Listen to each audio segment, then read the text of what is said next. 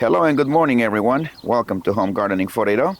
Today we are having a harvesting day, and I'm going to turn the time over to Sonia.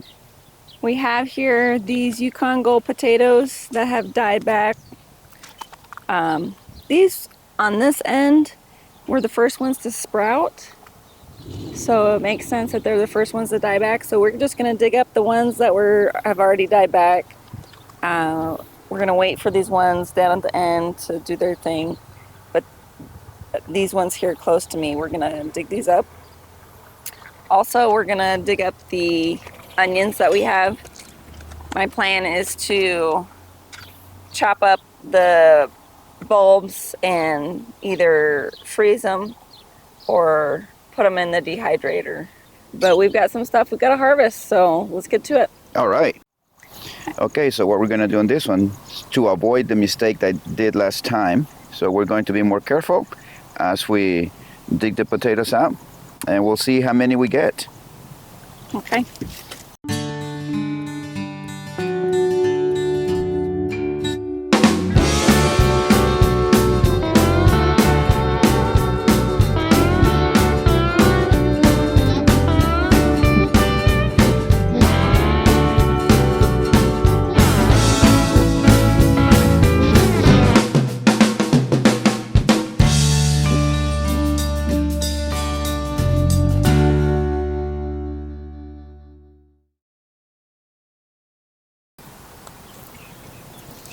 So our first plant, 5 plus the 2 little ones she has over there, so that's 7. So we are going to weigh them at the end.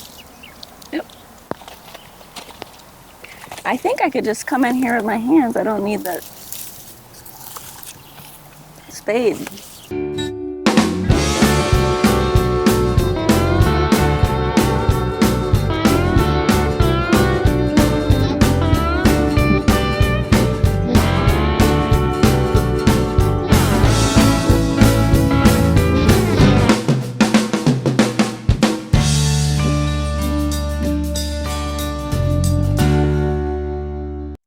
So I just want to make a point here on the seed potato. This seed potato is a little bit larger than an egg. You want to have your seed potatoes about the size of an egg. So this one, maybe I could have cut it and gotten 2 plants. There were some other eyes on it that just did not develop, since the eyes were here that developed and grew up. So if you have a bigger potato, you want to at least cut that in half, let the cut sides dry out or heal, and then let your sprouts develop on your other eyes so that you get multiple potatoes from this size potato, because this is about the size of a extra jumbo egg. So this would make at least 2 seed potatoes. But when you say you have to cut them and let them dry. Yes, so if you're gonna have to cut it, you let it dry. But this one's a little bit smaller than an egg size. This is perfect size for seed potato. The onions are ready to come out. We know that because they sent up their center flower stalks. I did already pinch the flower off on that one. This one's got a flower. It didn't really develop though, but as you can see, we've got this one flopping over, full-blown flower there. And this one here, full-blown flower. So we're gonna have to take these out, give our zucchini some more room and some more light.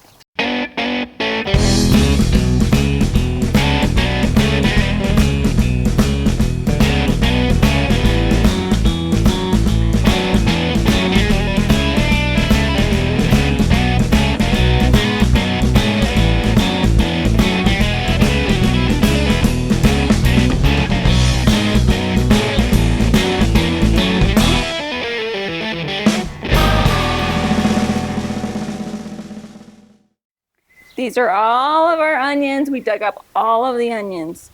As you can see, they're not that big. This is probably one of the biggest ones. It's maybe 2.5 inches around.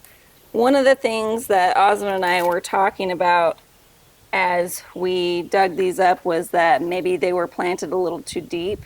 The package instructions on these sets did say to plant them 2 to 3 inches deep.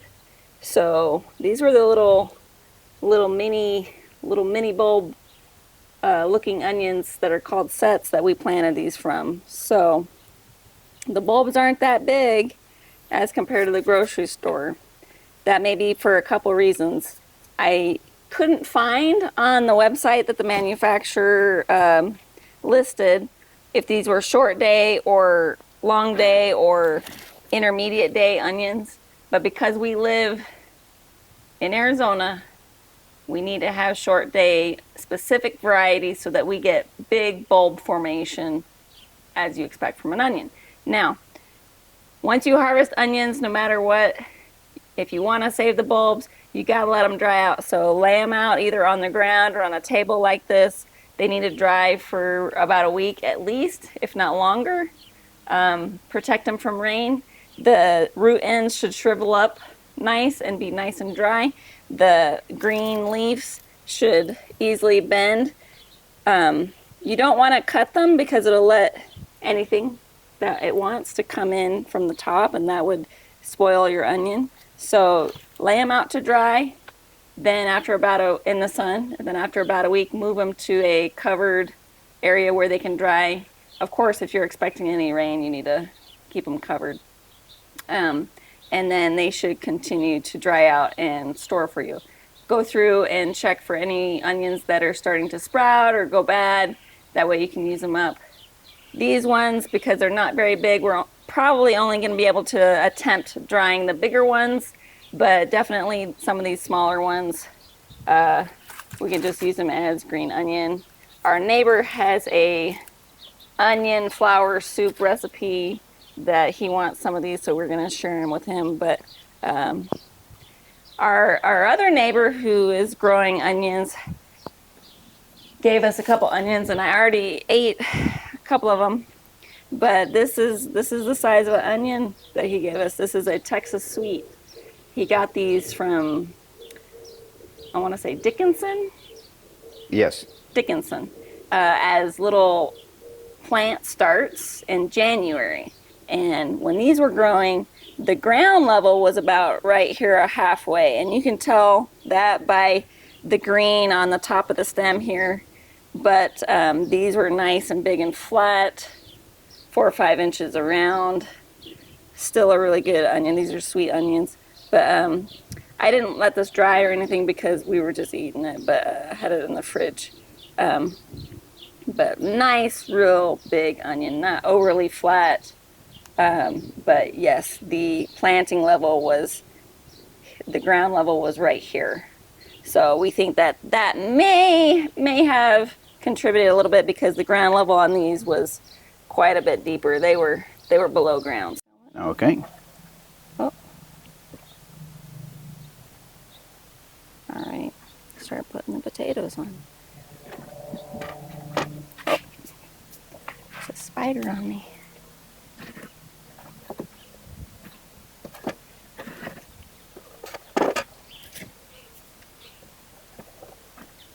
We'll count the little ones too. 2 pounds, 2 ounces, which is pretty good because our last plant that we dug up, that first one, we got about 12 ounces. I weighed it.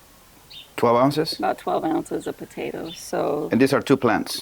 This was 2 plants, so about a pound a piece, which is good. Okay. Considering the start was approximately 2 to 3 ounces. So This is the first time doing potatoes this as well, is my right? absolutely first time getting a potato harvest. So we can say that it was a very good success planting this. Is there any chances that you will do this for the next time? Or you? I would have had that taller extension on the bed sooner. Other than that, no. If you go back to the video, we put a row of fertilizer down with a little bit of soil acidifier in there, and then we came back and put that tomato tone fertilizer on top, and then put more soil on top, and then we came back with that last bit of topsoil. I would do it the same, Okay. or approximately the same. I would just make sure that we have more depth because we planted them. We did a row about 4 to 5 inches deep, and then we covered it. So they weren't really too deep when we planted them. What about the spacing? Spacing Fine. was good. I think the spacing was good. That's pretty standard spacing that they do on commercial growers too, about a foot apart, maybe a little bit more. I really like this variety. It came out very early. We planted these. I was expecting a harvest at the end of May or early June, and some of these were harvested before then. But definitely pre-sprout your potatoes before you put them in the ground. That was a huge reason why a lot of these plants came up right away, because they were already pre-sprouted. If you recall, there was one plant that was really slow coming up. That one was not pre-sprouted, and it took a while for it to come up out of the ground. So definitely pre-sprout your potatoes, give lots of fertilizer, and make sure they have plenty of soil that's loose. I have a question about the onions here. Have you done onions before? I have not done onions before. Okay. Next one. Is there a difference between these ones and the red ones as far as planting? No, the planting instructions are the same. Like I said, these ones were planted from little mini bulbs called starts. Next time I'm going to order specific short day seeds. I'm going to get a couple of different varieties. I would say that this was a lot of onions. It is. So I don't know if I'm going to plant this many. As I was laying them out on the table, I realized we have a ton of onions. But you never know. You give some away, because you've got a lot of it. If you have a good season, if you have a bet, that's part of the reason you plant so much, because you don't know how much you're going to get. You can't count your chickens from your eggs yet. Right. So, what about the spacing? the spacing was good. These were planted about 6 inches apart.